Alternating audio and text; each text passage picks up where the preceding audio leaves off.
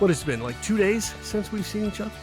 Yeah, it's been 2 whole days since we're back out in California. It was really good to be back home where I was born and raised. I'll say, like, even though it was like 50, 60 degrees, it's a lot colder than I remember it. It's usually 70-ish degrees in Ventura County. And I mean, besides maybe some wildfires, it's not a bad place to be for the weather, good food, just and good people to be around. I came back home to a blizzard, Tom. Oh, It is currently raging outside. I can look out my window here. It has been snowing since about 9 o'clock last night, and it is still going strong. We are looking at single degree temperature. So I went from Simi Valley, where even, for me, it was a little chilly, but to this, and that's how we do it, man. That's how we've done it for years. We've traveled in and out. That's why we don't get sick as often, because our bodies are used to traveling with the illnesses out there and just getting stronger and stronger and stronger. But we talked while we were together, and storytelling. So we'll get to a little bit about how you use storytelling in your work. But first, I want to know more about you. Tell me your story. sure. So I've been with GLA for about the last 6 years. So Uh, GLA, did we say what GLA oh, is? it's Grassroots Leadership Academy. So we travel the country, we empower community leaders, future leaders to impact not just policy, but build community, advocate for freedom. It's something I've been really passionate about. It's a dream job where I remember a much younger me back in California just dealing with the pros and cons of being in a state like that. And it's like, well, how do we maximize freedom? And I think a much younger me at the time was like, hey, I got an idea. Why don't I just like start traveling and flee the state and find a better state? But one thing I've noticed as I've been traveling, you can only outrun bad policy for so long. And something I really got involved was whether it was consulting, working with nonprofits, policy organizations, was working across the country to advocate for freedom. And that's something that I've done a lot of. And moving to Virginia, I did have to make some pretty big trade offs. As we mentioned before, the weather's a little different from where I'm from, but I had a lot more freedom, not just to take risks in my career, but able to start some side businesses that I talk about when I'm advocating for independent contractors to not lose their right to be a 1099 employee. But when we're talking about storytelling, something that's really why I think this is really important. I see this in the policy space. A lot of people may not want to use it, but when I think about storytelling, I think something that helped me when I was younger, like when I was in middle school, high school, there was and being a short attention span, there's something like I wasn't able to take medicine for. My parents didn't believe in that.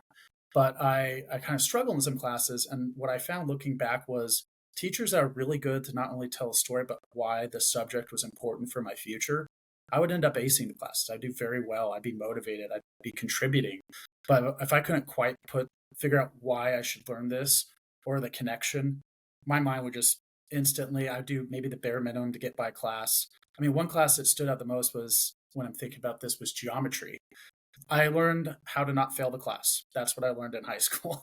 But I did learn geometry when I was doing construction because I was a poor college student. I needed to come up with money. My parents said I could live at their house. They needed a lot of work done at their house, remodeling, tiling, landscaping. And they're like, oh, you took geometry. You should be able to get all the dimensions and design a room, which, of course, I learned none of that.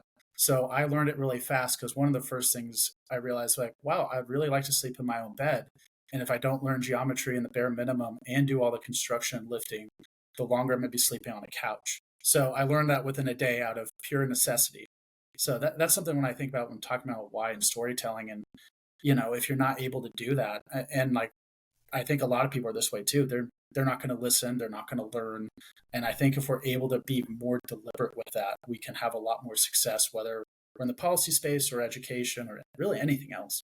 So when you look at adult learning and the principles of adult learning, one of the things that we talk about often is people have to know why they should learn this. They have to know what's in it for them. We go back to what Bob Pike talked about and getting them to tune into We FM, that special radio station, what's in it for me, and getting them connected to that.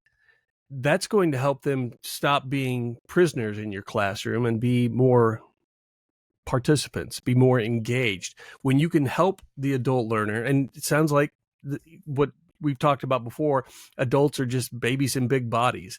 People need to know why they should learn what they're about to learn. And when you can connect them to that, then you're going to have them actually taking that learning from the classroom and applying it out in the field. And I think that goes for helping their supervisors understand that too. Because one of the things that you and I have talked about, the most important person to the success of the training is the manager before the training's ever started.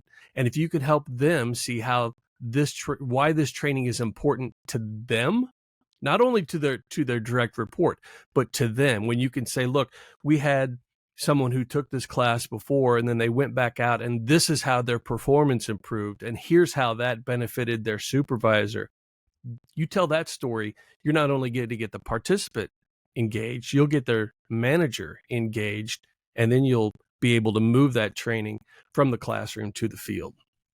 Yeah, I mean, absolutely. And being able to do this, like setting the expectations even before the classroom started, being able to tell that story of why. And then once I'm there working with coalition partners, future leaders, maybe even future candidates, if that's the case, being able to talk about like why that's important and tying it, whether it's to their community, their family, their business. I remember someone was telling me as I was going through grassroots lobbying, most people were pretty bought in, but there's one guy that raised his hand. He's like, Tom, I like what you're talking about. And this was in Ohio. He was like, well, why can't I just tell people how I'm right and they're wrong?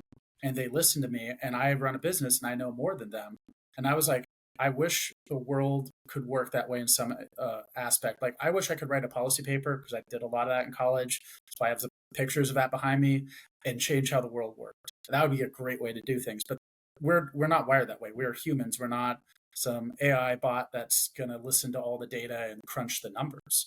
So I told him, like, if you really care about your business and your employees and you're really worried about the barriers that are being put up, you're going to need to be able to tell this story to local, state governments, people in your community, maybe even the federal government, because if you're not able to do that, there will be people that decide whether or not your business even exists.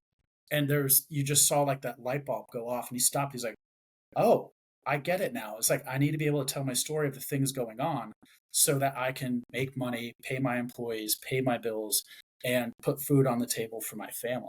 So I was able to make that connection to why, where I even had to tell them, like, telling your story is not natural for everyone, especially for certain people with certain, maybe if they're more center right. I could tell you, like, this is something I had to practice myself. Because again, I wanted to be in the facts and figures and data, but that's important. You need to interweave that with your storytelling. But if you can't tell a story, we're just not wired that way. I mean, think about what engages us, like whether you're working part-time at a big store or whether you're a business owner. I mean, people want to hear these stories. No one wants to hear how many people at Target you checked out. I mean, that sounds horrible. People want to hear the story of like the customer that was really nice or was maybe a little intense or the manager with some fun drama. That's what people want to hear. We suffer from something that I, being a father, call the squirrel effect. And so we get so distracted. There's a movie called Up. And in this movie, Up, there are a series of dogs that have translators that help them speak English. And they'll be in the middle of their conversation and they'll just squirrel.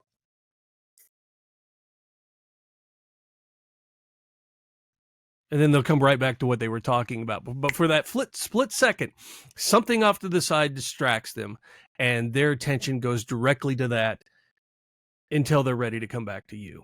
And we do the same things. This isn't exclusive to dogs. We are distracted thousands of times a day. And when you look at what will capture a person's attention and hold it better than anything else, it's when you look at them and you say, let me tell you a quick story. And then their focus narrows to right here. And they're like, ooh, a story. Tell me a story. And there was a quote that I read. I can't remember what book it was in, but it stuck with me. And it said, the shortest distance between two people is a story. And I think you probably have some experiences like that where people, well, you just told about one, but when you can start with a story, then you can really get people to actually pay attention. Let me give you another quick story. I was in Wasilla, Alaska, and I was training a class up there on storytelling. And I remember I asked the group, why should we tell stories. People, we tend to be facts and figures people. We come at things from that perspective. Why should we tell stories? This guy in the back says, because people buy with emotion and they justify with logic. And I said, say that again. He said, because people buy with emotion and they justify with logic. And I couldn't have said it better. There is that emotional component with storytelling too. How do you get the most emotional impact in your storytelling? Well, I mean, something that I've used and trained people how to use this is a public narrative model where you can tell your story of self, us, and now to really capture it. And when I've trained people like how to testify, tell their story, uh, that you have to go through some of the constraints. It's really cool if you have like an hour long story, but I don't think we're making a Marvel movie here. Oftentimes, you have, as you mentioned before, we get easily distracted. You have a few minutes. You got to start off with a compelling hook to talk about what's going on. And when you talk about distractions, it reminded me thinking just in an era we're in where I had to turn off my phone on silent to make sure like I don't do the same thing where I do the squirrel effect. But telling your own personal story is going to have someone stop and think and be like, okay, let's go a little deeper with that. So something I would do is if I'm telling something on a policy issue, I may talk about how it impacts me. And then I might talk about going a little further. When I talk about community, it might be how it impacts my family or the neighborhood I live in or the community I'm in or the county I'm in. And then I'm like, hey, if you think this is really unique, this is going on all across the country, whether we're talking about inflation issues, energy. I mean, just seeing a few days ago, pointing out some of the gas prices, I talked about how that impacted me in college. Making minimum wage, trying to put gas in my car. And I think I caught some people off guard when I said, oh, gas is cheaper right now. And everyone looked at me, was like, it's almost $5. I'm like, it's going to get a lot worse. And it has been a lot worse. And that will continue to happen. So that's something that I think about when grabbing someone's attention is being able to start with your story of self first.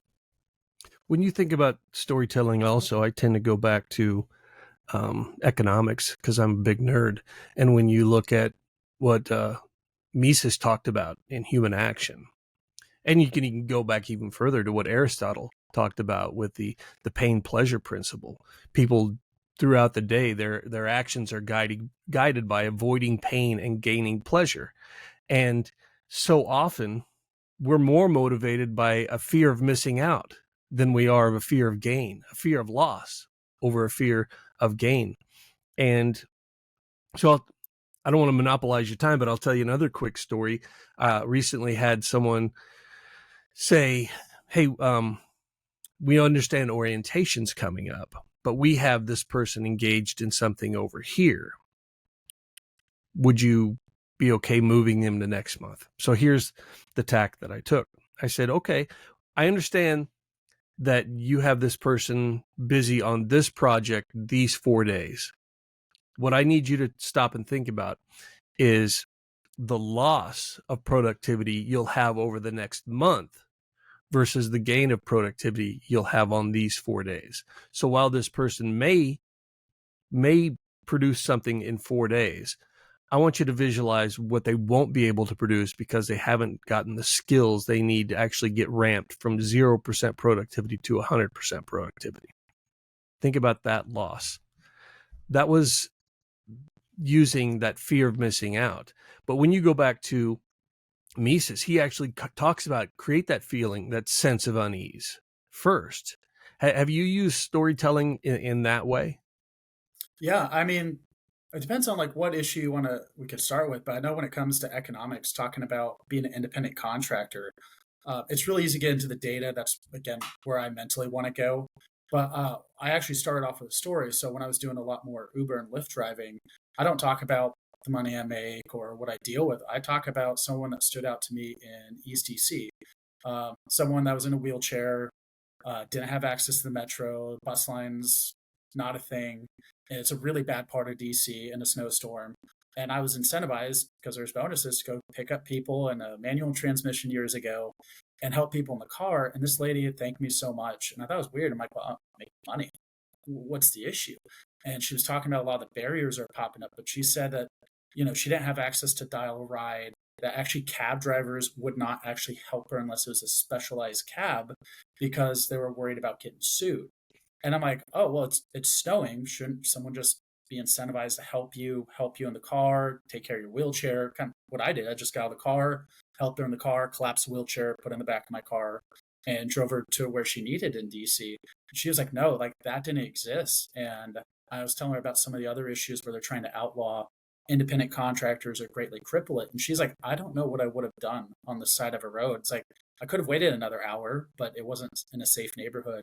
It was really cold. So when I talk about that, I start off with a story. And I actually did this not too long ago, testifying before the Department of Labor, because right off the bat, they want to outlaw all independent contractors. I'm like, hey, this person's story is really compelling, but this isn't like a one-off or an outlier. This is an ongoing problem with people in DC that don't have access to affordable vehicles, affordable transportation. A lot of the transportation here is catered to different parts of Northern Virginia and DC, not really where it's needed the most to help people. And I'm like, if you go down this route, you're creating not just hurting people that make money while doing this service, but it's the consumers you hurt. And instead, we should be empowering a lot of these services to be more affordable, more efficient, and help people out the most, providing the best service for the best price. And that really changed a lot of hearts and minds. I remember after testifying, I had people contact me directly. It's like, well, how do we get involved? What's the next step? But if I were to go into the facts and figures, I think it would still be a solid argument, but it's not really going to change behavior, especially from people that maybe are not quite aligned or disagree with me. Where would you put stories in the training? I mean, certainly you can't have stories be the entire training.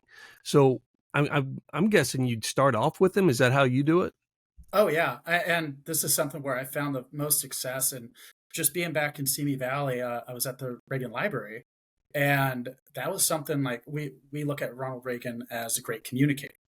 But I think people kind of talk about it, but they don't go into the details that much. And when he would be meeting with people, whether they're constituents, fans, people in the military, they'd be very intimidated by Ronald Reagan, a very popular president, very successful. More importantly, he was that happy warrior that inspired the country. Like it's great to be an American. We should be that, shining city on the hill. It was like we are that shining city on the hill. And he would start off with a story. He would actually kind of diffuse the situation. Sometimes it'd be a really funny story, even making fun of himself, and it would set the tone for the rest of the conversation. Even there were some stories where people were about to almost, pass out because they're so nervous. But after telling the story, they were able to relax quite a bit, laugh. And once you kind of laugh, I mean, it's downhill from there. And I've done this, whether I'm an audience of 10 people to 100 people. And the stories, I don't just talk about the successes I have. Sometimes I'll start off with a story of like, hey, here's something I tried that really didn't work. And there might be some laughs. It might be like, here's what I want you to do. One, not make the same mistake, but go out and do some better things and maybe something I've learned along the way that can help you. And sometimes telling that story opens up the whole crowd to other stories. And sometimes if they have a better idea, a better story, I'll tell them after that, I'm like, hey, I'm going to share this if this is okay with you, because your story may inspire someone else, or your story may be so much more compelling than mine. Then I want you to be part of this movement. I want to make sure you're a leader out there to advocate for freedom. I think you make a great point just now that I want to highlight. It doesn't have to be your story. It doesn't have to be your personal experience. So you're out there telling other people's stories as well. Mm-hmm. Yeah, that's something that comes up quite a bit. 'Cause some people are like, all right, Tom, you've traveled from literally one end of the coast to the other. Right now I'm at 47 out of 50 states I've been to. I just need Maine, Hawaii, and Alaska. Had my hands in a lot of policy discussions. But everyone's it's like, well, I've just lived in this town the whole time. A lot of people don't even realize I have a story. So sometimes as I kind of ask, sometimes leading questions, kind of pull the story out. Sometimes they're telling me like, hey, I have a business, I'm struggling. Or it's like my family member is struggling with this, or other people in the community. I'm like, hey, if you can talk about that, like if I talk about educational freedom, I might talk about some of the things I went through when I was younger, but I may not have kids myself, but I have family members with kids that are going through a lot of problems, especially coming out of the post-pandemic. But being able to tell those stories, I think, will go a long way. And it might be like, hey, I'm not personally dealing with this, but I know I've had to help a family member of mine who's struggling. And I don't think that they should be going through that, but I know this is something impacting everyone across the country. So yeah, that's a great point. So when you tell your story, you give this going back to Mises, you create this sense of unease. But it's not enough to stay right there. Then you've got to give them a vision of a better state. And I think that goes directly to training as well. So Yep. you might say, here's the level we're performing at. Here's a story about the level we're performing at. And it might be safety. You know, we had someone get injured. Let me tell you the story of what happened. It might be you didn't meet your sales goals. It might be, you know, that there's been a violation of a compliance issue. So here's the story. Here's the sense of unease. Here's the vision of a better state.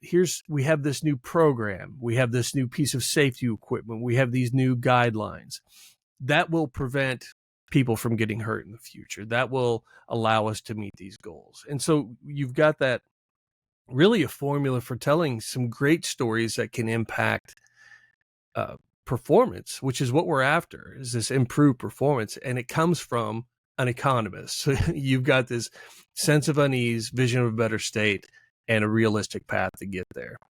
Have you been able to use, I know you know that framework, have you been able to use that framework with success in training? Yeah. So one thing I point out, and every issue is different, every state's different, but I know that last part that you're talking about, that pathway to get there. I think that's where sometimes if we're dealing with, fixing something to do with economics, a policy discussion, that's where a lot of things kind of start to fall apart. Especially as some people can tell a really good story. They may talk about it's like, hey, what if we can do this? Here's like what good looks like. But sometimes that pathway to get there is where things get real messy. Because sometimes people are like, well, it's all or nothing, or it's my way or the highway. And sometimes I have to remind people, it's like, hey, you have to start somewhere. You can't be, a quarterback in Kansas City, first play, throw a touchdown right away, and assume Well, you everything's could. good. I've seen it. I've seen it It, happen with a there, quarterback from Kansas City. yes, that can happen. There may be opportunities for it, but sometimes you have to get to the first down. Sometimes you're Yep. going to have to run. Sometimes you're going to, throw the ball away to avoid a really bad, situation. And if you can't Sometimes you throw, don't have the receivers you need, and you should be looking at your check down receiver once in a while rather yeah, than trying to go for it all each and every time. yeah, sometimes you're just not catching things.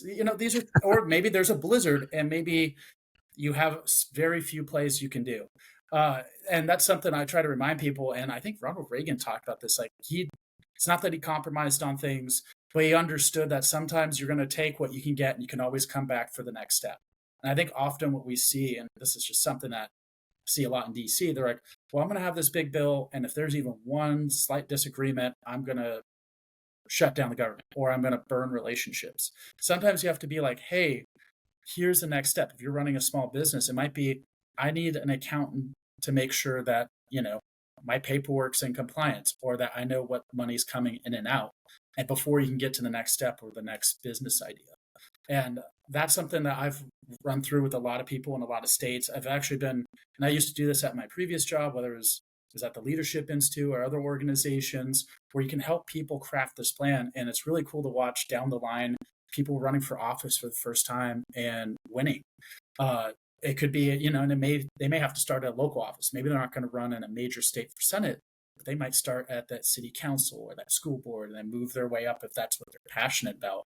And now, if it's a policy fight, if we're talking about things like defending, and this is something I had to do in Nevada, defending Airbnb from having their homes confiscated and dealing with liens on their home because a lot of people thought they were compliantly acting in the law. They didn't realize there's this whole county undercover police department arresting people and threatening to take their homes. I might be like, in a perfect world, this department wouldn't exist, but we're not quite there. So I've had to work with different coalition partners, other people that find some consensus like, hey, instead of like seizing people's home during a pandemic, what if we created a legal pathway where you can still engage in this business, respect your neighbors, have accountability, and maybe not take people's homes or put a lien on their house so they can never sell it because you've created a much bigger issue. And being able to kind of work through that, I think it makes goals more attainable because we're in the public policy space where there's times where we kind of know what to do, but if you have no experience dealing with lobbying or even talking to your representatives, most people don't even know you can talk to your representative. So if you can outline some clear, easy steps, like, oh yeah, my representative is going to be, I found out my rep lives down the road from me. So I was able to talk to them on some policy issues I was passionate about. So That's a really good point, and just kind of running through that model is vital. But I really like to stress there, I'm like, you need to have a realistic pathway. If you're just like, hey, I'm XY candidate, I'm good on the issues, you're going to need a lot more than that then to be successful. So let's say somebody wants to get more information about storytelling or learn a little bit more from you. Where can people reach out to you? Yeah, so you can go to our website at Grassroots Leadership Academy. I could put the link if there's a comment section. Be happy to do any sort of follow up. My name's Thomas Bingham. You could reach out to me on LinkedIn, Facebook, Instagram. We could talk a little further with that, whether you're, especially if you want to advocate for freedom, talk about policy issues you're really passionate about, running for office. I'd be happy to kind of break that down a lot more. I would just say that storytelling, though, it's an ongoing process. You just don't learn it and you're the best ever. I mean, I'm still always recrafting, retelling my stories because I have so many of them. And I also have to think about who's my audience? What are the time constraints? If I'm going to testify online, I might have 2 to 3 minutes. If I'm in person, it might be 5, 6, 10 minutes at most. If it's a one-on-one meeting, maybe I'm lucky to have 10 minutes with the representative. And running through this call to action is extremely vital because oftentimes people think the representative is an all-knowing being that knows every policy issue. Well, it'll be no surprise. It shouldn't be a surprise, but they don't. A lot of times they're actually going out seeking knowledge, and they may see the same problems, but they may not know what the solution is. If you're talking about AI technology, drone technology, all sorts of new innovations, they want to know what your solution is. So if you can outline, it's like, hey, what if we advocate for freedom and have more innovation and protect individual liberties and property rights in individuals? You may take a representative that know nothing about the issue to a policy champion who's crafting bills for you. So if you want to talk more about that, feel free to reach out on really any platform. I'd be happy to talk a little further. Except TikTok. I don't know if you're watching the videos I send you, Tom. Oh no, trust me, I'm sending plenty of them. I think you've gotten some of my NFL TikToks, and I don't think you're happy with them. No, I opened it the other day, and I was like 14 videos from Tom. Come on, man. Don't you have some work to be doing? I was stuck on a plane. Like I had to do something, right? Probably could have worked. All right, man. Well, thanks for doing this. I appreciate your time. Thank you so much. Until next time, everyone, I hope you can join us in trying to find a way to add value and make a difference. Thanks for listening.